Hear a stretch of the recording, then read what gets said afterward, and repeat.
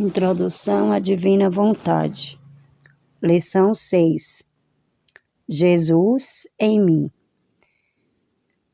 Dentro da preparação, de forma geral, de Luísa, estamos chegando ao final.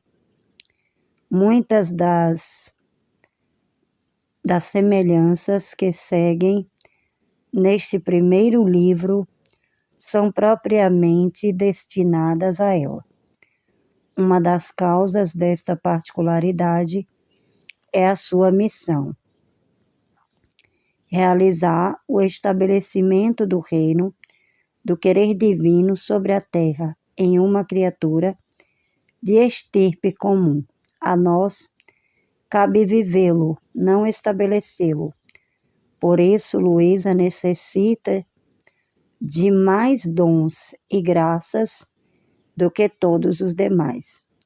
É por essa razão que muitas de suas experiências nos servirão apenas para conhecê-la melhor e compreender exatamente quem é Luísa e quão magnânimo Jesus mostra com sua pequena recém-nascida, ainda que seja bom conhecê-las, pois podemos nos associar a ela por meio do nosso girar nas obras da Divina Vontade.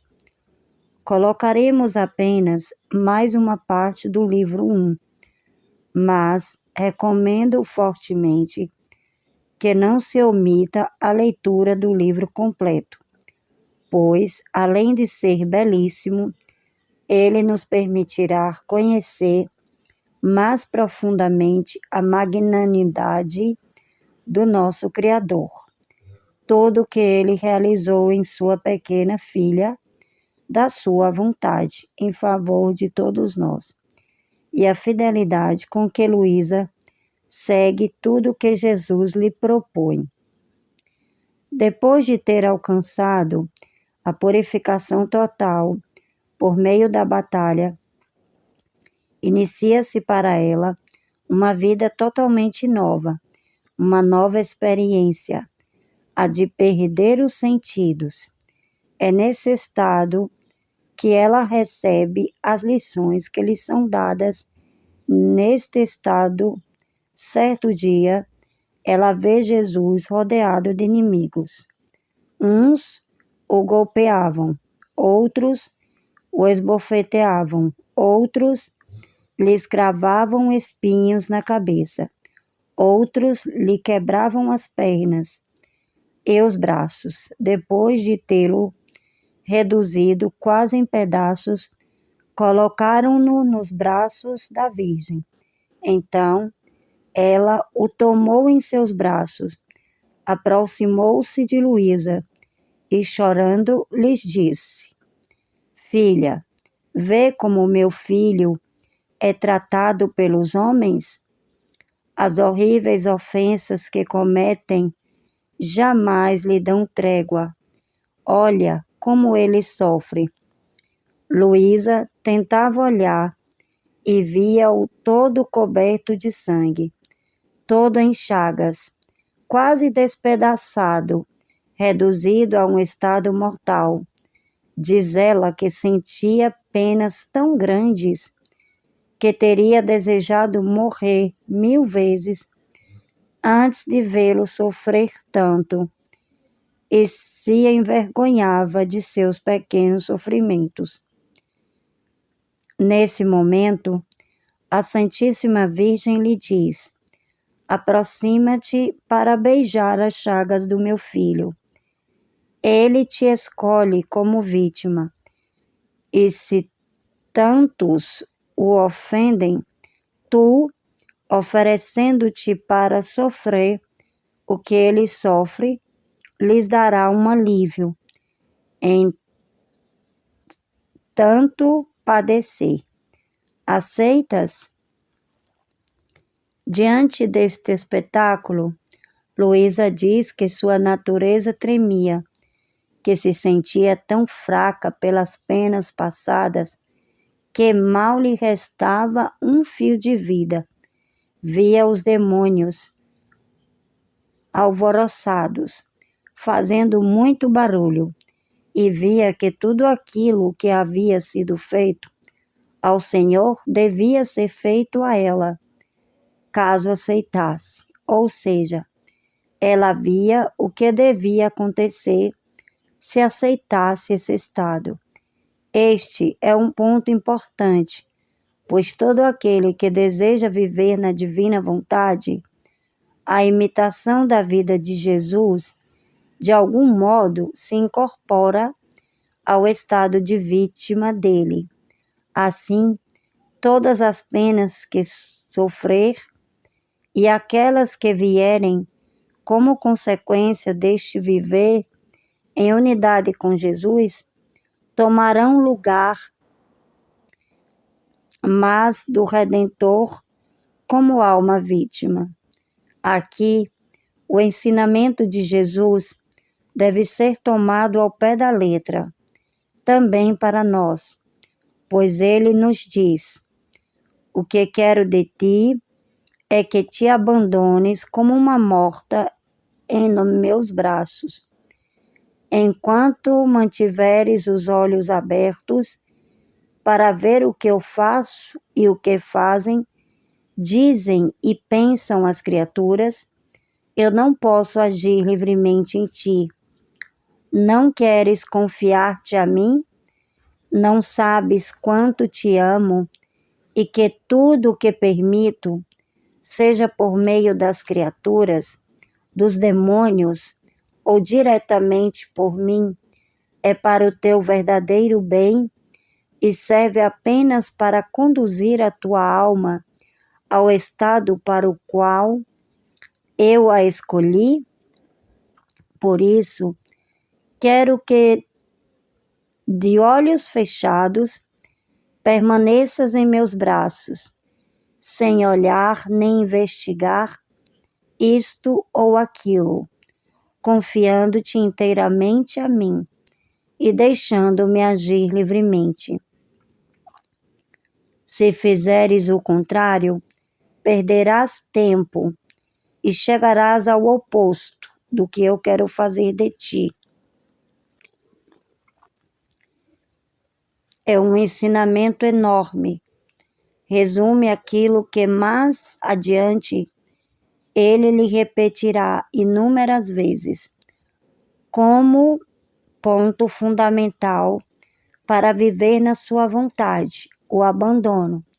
Este ato que não conseguimos aprender plenamente, pois, como já dissemos em outra ocasião, não concebemos o não fazer, o não partir do nosso eu, para tudo que se desenvolve em nós, mas permitir que seja ele quem disponha. Com frequência, confundimos este estado de abandono com imobilidade ou quietismo, mas nada é mais distante da realidade. Trata-se de viver intensamente tudo o que nos é proposto, e para isso é necessário que nossa vontade atue, dando lugar à divina vontade em nós. É difícil que a alma se perca de vista a si mesma. Por isso, nosso mestre nos dá orientações práticas para começar. Eis uma delas. Filha minha, para que a alma possa esquecer-se de si mesma, deve fazer de tudo, de modo que tudo o que faz e que lhe é necessário, o faça como se eu quisesse fazê-lo nela. Se reza, deve dizer, é Jesus que quer rezar, e eu rezo junto com ele. Se trabalha, é Jesus que quer trabalhar. Se caminha, é Jesus que quer caminhar. Se alimenta, dorme, levanta-se ou se diverte, é Jesus quem quer fazê-lo. Assim, em tudo o mais da vida, somente assim a alma pode esquecer-se de si mesma, porque não só fará tudo porque eu o quero, mas porque eu o quero fazer nela, e por isso precisa propriamente de mim. 14 de agosto de 1912, volume 11. Luísa, como nós, achava este ensinamento muito difícil de compreender e perguntava-se: como pode ser que enquanto eu trabalho seja Jesus quem trabalha em mim e que seja Ele mesmo quem queira fazer este trabalho? E ele lhe responde: sou eu mesmo, e são meus dedos que trabalham nos teus. Quando estive na terra, minhas mãos não se abaixavam para trabalhar a madeira, martelar os pregos e ajudar nos trabalhos de carpintaria de meu pai putativo José? E enquanto fazia isso, com essas mesmas mãos, criava as almas, chamava umas para outra vida, divinizava todas as ações humanas, santificando-as e dando-lhes mérito divino. Nos movimentos dos meus dedos, eu chamava em revista todos os movimentos dos teus dedos e dos de todas as criaturas, se eu via que seriam feitos por mim ou porque eu queria fazê-los nelas. Eu continuava nelas a minha vida de Nazaré e sentia-me recompensado pelos sacrifícios e humilhações da minha vida oculta, dando-lhes o mérito da minha própria vida. E continua: enquanto trabalhando porque eu quero trabalhar, meus dedos correm nos teus, e enquanto trabalho em ti, no mesmo instante, com minhas mãos criadoras, quantos estou trazendo à luz deste mundo, quantos estou chamando, quantos santifico, corrijo ou castigo, assim tu também estás comigo, criando, chamando, corrigindo. E assim como tu não estás sozinha no agir, tampouco estou eu. Poderia eu dar-te honra maior? É maravilhoso. Ele coloca sua obra em nosso movimento e nós participamos com nosso ato nos seus próprios atos, formando um único ato, que já não é só dele, nem só da criatura, mas de ambos. O querer de Deus unifica e eleva o querer humano ao seu próprio nível, dotando-o de suas prerrogativas e méritos. Como exemplo, pensemos no ato da consagração que o sacerdote realiza na missa. Exteriormente, ele executa palavras e gestos simples, mas no mundo espiritual ocorre o milagre da transubstanciação. O pão e o vinho tornam-se corpo, sangue, alma e divindade do próprio Jesus. O mesmo acontece no sacramento da penitência. Por fora, há apenas palavras, mas espiritualmente a morte é transformada em vida. Assim também em todos os sacramentos. Os atos humanos e os divinos formam um só ato indivisível. Jesus acrescenta ainda: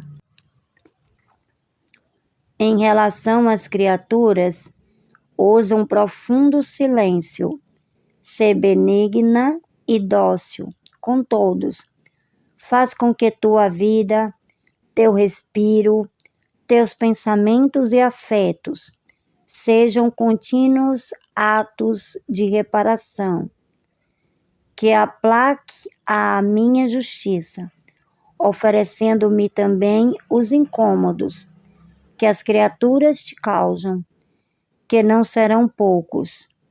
Não te lembras de que eu também sofri por parte de todos? Uns pensavam uma coisa de mim, outros outra. As obras mais santas eram julgadas defeituosas. Chegaram a dizer que eu era um endemoniado. Minha presença tornava-se insuportável para eles. Não queres que eu te torne semelhante a mim, fazendo-te sofrer por parte das criaturas? E acrescentava: tua confiança deve estar somente em mim. Sei resignada, pois a resignação torna a alma luminosa, coloca as paixões em seu lugar e me atrai ao coração da alma, uniformando-a toda em mim e fazendo-a viver da minha própria vida. Estes ensinamentos delineiam as virtudes que a alma deve praticar, especialmente o despojamento total. Vejamos outro exemplo dado por meio de Luísa. Meu adorável Jesus continua vindo. Esta manhã, assim que veio, tomou-me em seus braços e levou-me para fora de mim mesma. E estando em seus braços, compreendi que para estar livremente nos braços do Senhor, entrar em seu coração e sair dele conforme lhe agrada, e para não ser peso nem incômodo para ele, é absolutamente necessário despojar-se de tudo. Ela então lhes pede que a despoje completamente. E Jesus lhe explica que o fundamento da morada divina na alma é o desapego total, a humildade, a mortificação, a caridade, o silêncio, o santo temor de Deus, os desejos santos, as lágrimas, o sofrimento oferecido, o recolhimento interior e a paz da alma. Estas são as bases da casa, onde Deus quer habitar. Diante de tudo isso, inicia-se para nós uma nova série de ensinamentos a serem colocados em prática. E como este caminhar juntos não é apenas para adquirir conhecimento intelectual, mas para transformar nossa própria vida, tomemos o tempo necessário para meditar, ruminar, compreender profundamente e, uma vez assimilado, permitir que isso se torne parte da nossa própria natureza. Aqui terminamos a nossa lição 6. Vamos para a próxima lição 7 no próximo vídeo. Esperamos por vocês. Fiat.